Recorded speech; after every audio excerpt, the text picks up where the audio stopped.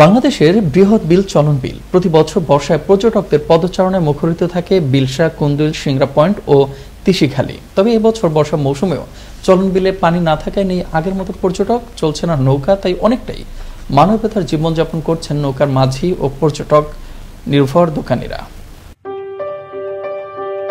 দেশের সর্ববৃহৎ বিল চলন বিল, যেখানে ভরা বর্ষা মৌসুমেও নেই কাঙ্ক্ষিত পানির দেখা, চলছে না নৌকা, তাই আগের মতো আর বিল দেখতে আসছেন না প্রকৃতি ও বিল প্রেমী দর্শনার্থীরা। ফলে বর্ষায় পর্যটক নির্ভর ক্ষুদ্র ব্যবসায়ী ও ছোট বড় নৌকার মাঝিরা করছেন মানবেতর জীবনযাপন। চলন বিলে পানি নেই, হাহাকার শুরু হয়ে গেছে, তাই লোকজন বেড়াইতে পারতেছে না, আমার বেচা কিনাও নাই।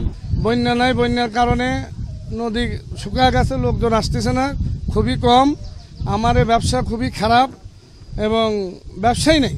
গতবার ব্যবসা ভালো হয়েছে, বন্যার প্লাবিত হয়েছিল, অনেক বন্যা হয়েছিল। এবার বন্যার পরিস্থিতি খুবই অবনতি, তার জন্য ব্যবসা বাণিজ্য, নৌকা ভাড়া, মাজারের মানত করার জন্য যারা আসেছিল জনগণ বা অনেক লোকের সমাগম হচ্ছিল, এবার নাই। প্রতি বছর এই সময়তে পানি আপনার হল না 4-5 হাত পানি হয়। হ্যাঁ, এবছরে পানি নাই, চলন বিল শুকিয়ে গেছে। চলন বিলের তারাস ও সিংড়া উপজেলার বিভিন্ন পয়েন্টে গিয়ে দেখা যায় নৌকাগুলো ঘাটে শুকনোয় পড়ে আছে।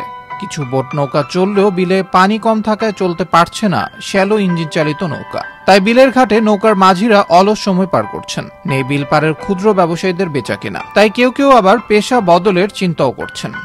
এই বছর আমাদের কোনো ইয়ে নেই, বৃষ্টি বান নেই, আপনাদের বান না থাকার জন্য আমাদের কোনো নৌকা চলেছে না, নৌকা এখন শুকানে। বন্যা নাই, বন্যার কারণে আমাদের নৌকা খুব চলাচল কম এবং মানুষজন আসছে না।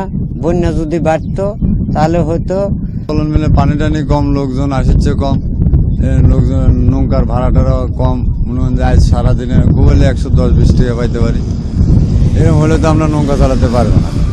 সৌন্দর্যের অধিকারী এই চলন বিলে বর্ষা মৌসুমে আবারও ফিরে আসবে পর্যাপ্ত পানি, চলবে ছোট বড় মাঝারি নৌকা। পর্যটকদের পদচারণায় আবারও মুখরিত হবে চলন বিল, হাসি ফুটবে নৌকার মাঝি মাল্লাদের, এমনটাই প্রত্যাশা সবার। আবরার আহমেদ মাহি, আনন্দ টিভি, ন্যাশনাল ডেস্ক।